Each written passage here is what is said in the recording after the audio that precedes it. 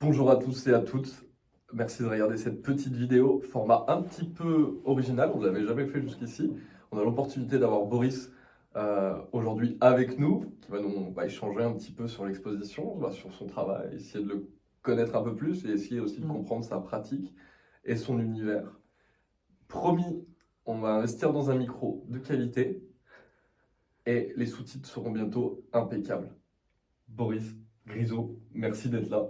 Merci de m'inviter, c'est super cool en tout cas d'être là aujourd'hui. On est devant, on va dire, la plus grosse pièce de l'exposition. Ouais, clairement. Je crois qu'elle est énorme. Elle ne rentre pas intégralement dans le cadrage. Ah ouais, putain.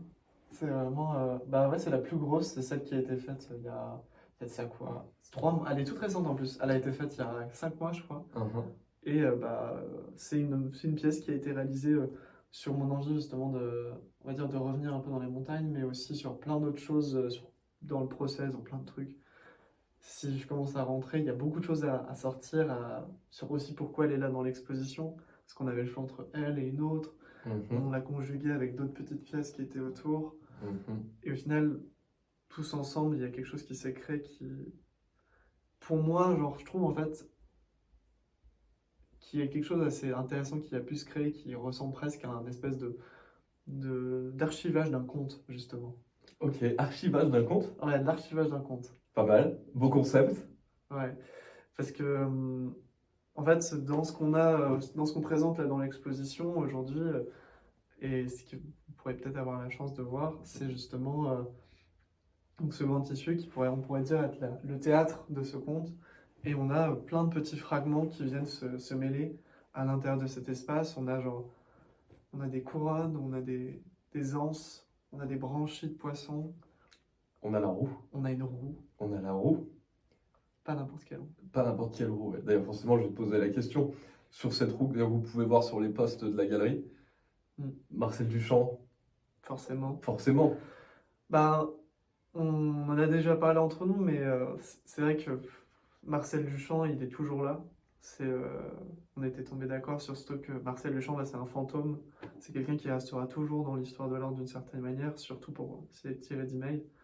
Et moi, à titre personnel, j'ai eu une histoire avec lui, une histoire assez courte, de juste être tombé d'accord sur une manière de s'exprimer à un moment donné. Et du coup, bah, aujourd'hui, de faire une roue, ça va le rappeler, mais ça rappelle aussi d'autres choses qui sont plus proches de moi aujourd'hui, qui sont proches des mouvements karmiques, des notions d'évolution et de cycle, surtout, et des nœuds poétiques. C'est-à-dire qu'une roue, il y a un nœud central qui rayonne, et dans ces rayonnements, il va y avoir chaque fibre de vie, chaque nœud qui va avoir avec les autres. Ça, c'est très important pour moi. Ce qui, au final, ta composition aussi de cette grande pièce. Tout à fait. On y revient. On y revient. Avec la centralité de l'image, avec toute une déclinaison, une expansion, une phrase poétique qui amène encore une autre lecture.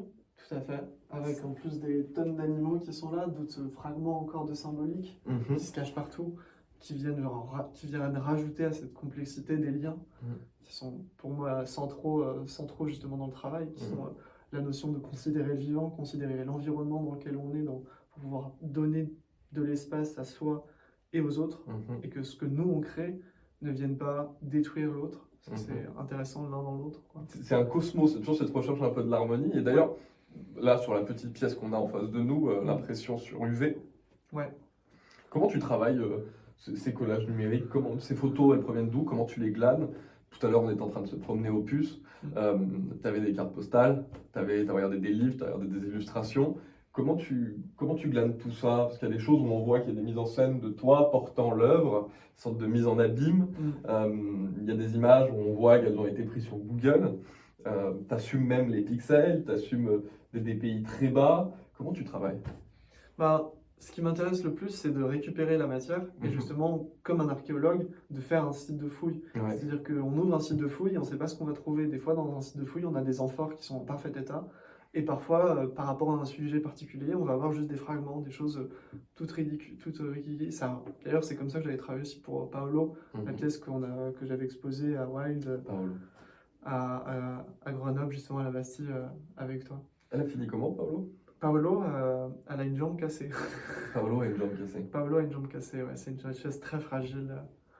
Mais pour revenir un peu, ouais, cette notion, en fait, on va dire des différentes images que je vais glaner, ça va être vraiment des petits fragments à chaque fois. Et la manière dont je mets en abîme, c'est uniquement parce que, vu que toutes les images qui m'appartiennent, les images qui appartiennent à Google, les images qui appartiennent au monde matériel, elles sont toutes pour moi sur le même niveau, elles ont toutes la même valeur. Mhm. Et c'est le fait de les utiliser, on va dire que je passe un temps de 1 heure à 2 heures à les préparer. Mhm. Je passe 20 minutes à méditer sur la notion de comment la pièce va se faire, à être dans cette action de voir, d'essayer de la lire, de la sentir avant de se dire ok c'est comme ça va être comme ça, et de sentir. Et une fois qu'il y a un sentiment, qu'il y a quelque chose qui est là, on passe pendant 2 heures. Après, je me donne un tempo de 2 heures pour pouvoir être dans cet acte de performance, on va dire presque, d'aller chercher les images, d'aller les utiliser, les combiner ensemble pour créer cette espèce de tapisserie, on va dire, presque, de jardin.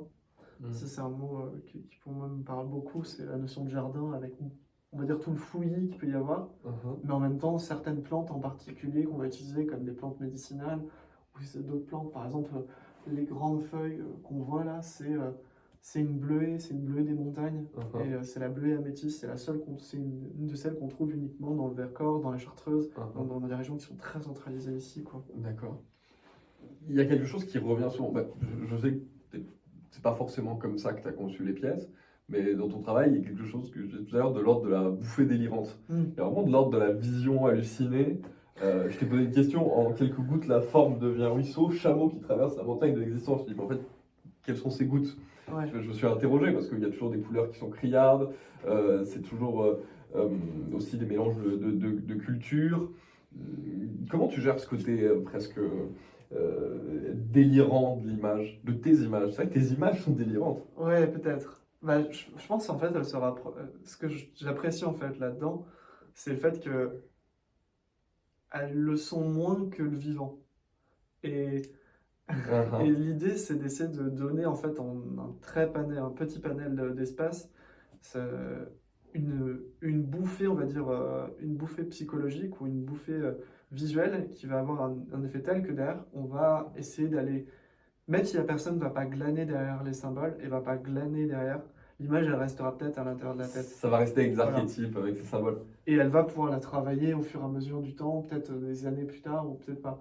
Et au final, je reprends le principe de certains temples hindouistes où ils avaient cette habitude de mettre énormément de statues, une prolifération exubérante à l'extérieur, pour que quand la personne elle arrive avec tous ses problèmes de la vie devant l'entrée, elle soit telle, elle ait un choc tel culturel, que quand elle rentre dans le temple, elle n'ait plus de questions, et elle est déjà soignée. Et en fait, c'était soigner des affres de la pensée, quoi. Et c'était un peu aussi avoir cet effet-là par rapport à moi-même et aux autres. C'est vrai qu'il y a un côté très obsédant et il y a un côté où on essaie de percer le mystère. Tout à l'heure, tu employais beaucoup le mot mystère autour de tes pièces. C'est très ésotérique, c'est très spirituel. Ouais. Tu disais aussi que chaque pièce était un peu la mise en image, la mise en forme d'une étape de ta vie qui n'est pas forcément linéaire. Ça serait trop facile. Et Tout à fait. comment tu le vis tout ça? Ben, ça fait deux questions en une. Mais... Ouais.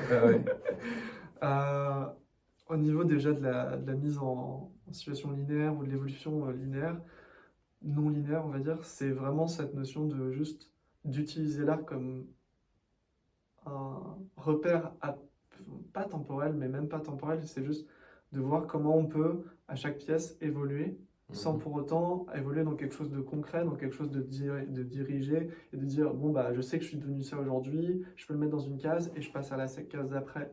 C'est vraiment de se dire je sens que j'évolue dans quelque chose qui n'a pas de mots pour le définir et qui est abstrait, et si je sais si la matière de ce que je sais de moi est abstraite, alors pourquoi est-ce que je devrais marquer des temporalités dans mon évolution? Définis comme des segments finis, autonomes, qui n'ont pas de part de non-dit. Ok, je comprends. Et c'est ça qui fait que du coup, après, on rentre dans cette notion de cycle et dans cette notion de quel cycle je continue à garder à l'intérieur de moi, quel autre cycle j'ai arrêté. Par exemple, j'ai arrêté le fait tel cycle qui était d'aller faire du ski, et j'ai décidé de changer de cycle, d'aller dans d'autres relations vivantes, dans d'autres trucs, et ainsi de suite, quoi. Quel cycle, en fait, on a comme relation au vivant, et qui fait que c'est soi-disant ce qu'on est, mais pas vraiment ce qu'on est non plus.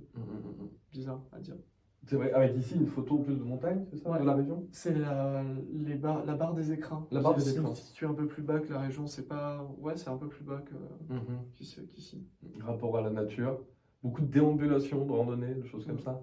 C'est important. Ben, c'est important, je pense, d'avoir des moments de déambulation, quel que soit l'endroit. Mhm. Que ce soit de la déambulation justement dans un livre, que ce soit de Mhm. la déambulation dans un espace, que ce soit de la déambulation dans l'esprit, mais qui est en fait cette espèce d'errance. Parce que l'errance, c'est un peu un cadeau.